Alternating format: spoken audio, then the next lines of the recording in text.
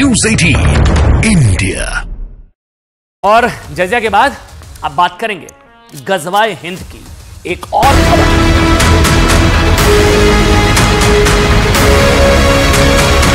गजवाए हिंद करते हुए यानी भारत पर हमला करते हुए अगर कोई शहीद होता है, कोई मारा जाता है, तो वो उसका सर्वोच्च महान बलिदान माना जाएगा। अगर PFI सिमी उभरी थी तो उसके पीछे ऐसी संस्थाओं का सहयोग और समर्थन था।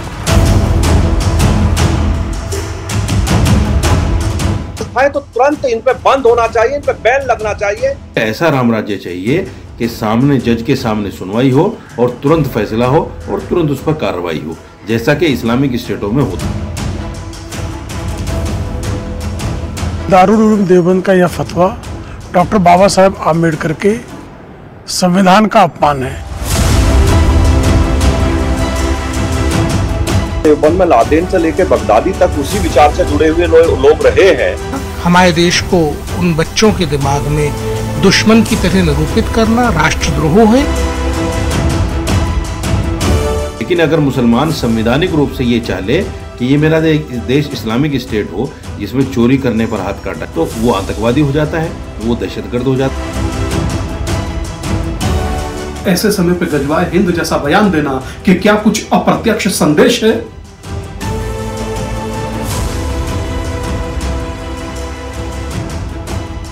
देश में जो भी मदरसे चल रहे हैं वो औरंगजेब के जमाने के बनाए हुए सिलेबस के आधार पर चल रहे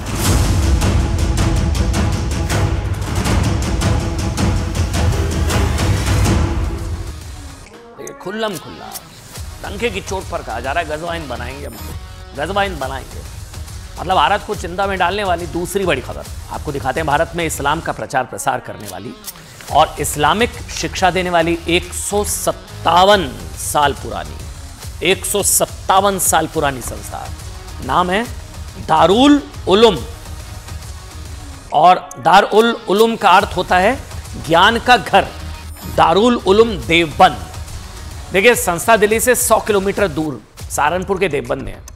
दारुल उलूम देवबंद। यहां सिर्फ भारत के नहीं बल्कि दुनिया भर के मुसलमान छात्र शिक्षा हासिल करने आते हैं कि वहां से कुछ सीखेंगे। अब वो क्या सिखा रही है सुनिए। इस संस्था ने ना अपनी वेबसाइट पर एक फतवा जारी किया है। फतवा जारी कर दिया, आपके सामने है। कहा गया कि गजवा हिंद यानी भारत पर आक्रमण का जो जिक्र, भारत पर आक्रमण का जो जिक्र इस्लाम की धार्मिक पुस्तकों में मिलता है, बिल्कुल वैध और जायज है। अभी आपने NCPCR के अध्यक्ष को सुना, वो तो यहां तक दावा कर रहे हैं कि इस फतवा में यह भी लिखा हुआ है कि जो भी भारत पर आक्रमण के लिए बलिदान देगा वो मार्टर होगा। भारत पर आक्रमण के लिए बलिदान देने वाला सर्वोच्च शहीद होगा। ये जो अभी NCPCR के अध्यक्ष को आप सुन रहे थे, ये सब गजवाए हिंद।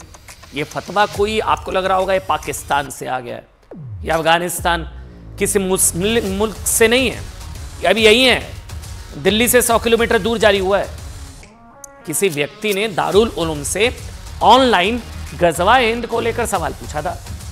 उसी के जवाब में इस इस्लामिक संस्था ने यह बात कही। गजवाए हिंद, ये जो शब्द बार बार सुनते हैं गजवाए हिंद, गजवाए हिंद, इस्लाम की वो विचारधारा है जिसका जिक्र हदीस में मिलता है।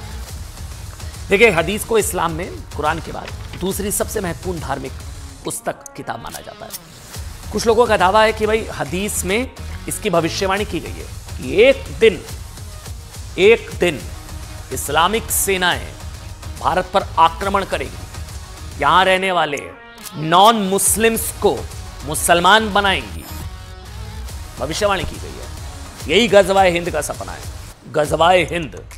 और इसी गजवाए हिंद की आड़ में पाकिस्तान भारत के साथ 4 युद्ध लड़ चुका है, हर बार पिटा है वो। इसी गजवाए हिंद में विश्वास रखने वाले लश्कर-ए-तैयबा और जैश-ए-मोहम्मद जैसे आतंकवादी संगठन भारत के लोगों का खून बहाने की कोशिश करते रहे। अब ये पता लगा है कि भारत में कुछ लोगों की सोच भी वैसी है। भरोसा नहीं हो रहा था हमें भी, लेकिन अब तो फतवा आ गया। अभी तक होता था दबी जुबान चुपचाप, कानून का डर, मन में होता था, जुबान पर नहीं आता था। अब तो खुल्लम खुल्ला चल रहा है जी, बनाएंगे गजवा हिंद। भारत में 157 साल से चल रही दुनिया की सबसे बड़ी इस्लामिक संस्थाओं में से दारुल उलूम देवबंद का भी गजवा हिंद में विश्वास है। दारुल उलूम का काम क्या है जानते हैं आप? मुसलमान बच्चों को तालीम देना, शिक्षा देना, दीन की पढ़ाई, दीनी और साथ ही शिक्षा देना। और जब शिक्षा देने वाली एक संस्था की सोच ऐसी है कि भारत पर आक्रमण करने वाला जो भी होगा वो जो है मार्टर होगा, शहीद होगा, बलिदान देने वाला, ऐसी धारणा में अगर विश्वास रखते तो सोचिए इस संस्था में पढ़ने वाले बच्चों का भविष्य या उनके मन में क्या जहर बोया जाता होगा। यही वजह है कि एनसीपीसीआर राष्ट्रीय बाल अधिकार संरक्षण आयोग ने फतवे को देश विरोधी, देशद्रोह बताते हुए सहारनपुर के डीएम और एसएसपी से एफआईआर रजिस्टर करने के लिए कह दिया एनसीपीसीआर ने। सहारनपुर के प्रशासन ने भी इस संबंध में कार्रवाई शुरू कर दी है। एनसीपीसीआर का कहना है कि इससे बच्चों में अपने ही देश के खिलाफ नफरत फैल सकती है। सुनिए। दारुल उलूम देवबंद अपनी वेबसाइट पर लिखते हैं कि गजवा-ए हिंद करते हुए यानी भारत पर हमला करते हुए अगर कोई शहीद होता है, कोई मारा जाता है, तो वो उसका सर्वोच्च महान बलिदान माना जाएगा। इस तरीके का जहर बच्चों के दिमाग में भरना खतरनाक है और बच्चे भी भारत के हों या पाकिस्तान के हों या बांग्लादेश के हों, हमारे देश के खिलाफ उनके दिमाग में नफरत पैदा करना, हमारे देश को उन बच्चों के दिमाग में दुश्मन की तरह निरूपित करना राष्ट्रद्रोह है। एनसीपीसीआर ने ये आदेश दिए हैं कि ये अगेंस्ट है, बच्चों के राइट्स के अनुसार अधिकारों के हनन है और तमाम कानून की परिधियों के प्रतिकूल है। उसका राष्ट्रीय एनसीपीसी का एक आर्डर प्राप्त हुआ है जिसमें एफआईआर दर्ज करने के निर्देश दिए गए हैं। वैसे बता दें दारुल उलूम में 3500 बच्चों को 13 साल तक शिक्षा दी जाती है, 13 साल तक। यानी यहाँ एडमिशन लेने वाले हर एक छात्र को इस्लामिक शिक्षा में ग्रेजुएट होने में 13 साल का समय लगता है। हर साल एडमिशन के लिए 10,000 आवेदकों में से 800 छात्रों को चुना जाता है।